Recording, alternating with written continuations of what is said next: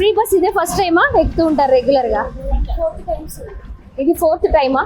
ఏం చేస్తూ ఉంటారు మీరు? స్టడీ చేసాను, డిఎస్సి రాసానండి. ఓకే, ఎలా అనిపిస్తుంది ఫ్రీ బస్ లో ప్రయాణం చేయడము? మహిళలకు ఉపయోగకరంగా ఉంటుంది అనుకుంటున్నారా? మహిళలకు ఉపయోగకరంగా ఉంటుంది అనుకుంటున్నారా? జాబ్ హోల్డర్స్ చాలా ప్లస్ అండి.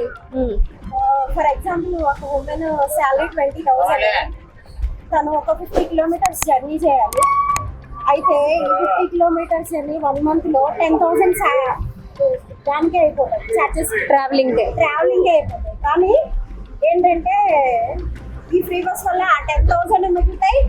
ఇప్పుడు అప్పుడు తన 20,000 శాలరీ కదా, మరి ఇప్పుడు 10,000 సీఎం గారు కదండి, మరి చాలా ప్లస్ కదా.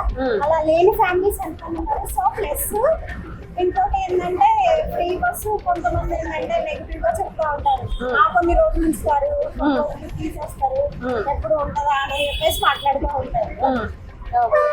మీ ఒపీనియన్ అయితే ఇది గుడ్. కొంతమంది మిడిల్ క్లాస్ ఫ్యామిలీస్ అయితే చాలా ప్లస్ అండి, చాలా హ్యాపీగా ఫీల్ అవుతున్నారు అందరూ. ఇంకోటి ఏంటంటే చాలా మంది పథకాలు పెట్టి ఇలాంటివి మంచిగా ఉంటుంది అనుకుంటారు. కానీ దీని ప్లస్ ఏంటంటే నాకు తెలిసి హెల్త్ ఎడ్యుకేషన్ అయితే చాలా ఫ్రీ, అది మంచిదండి. ఓకే.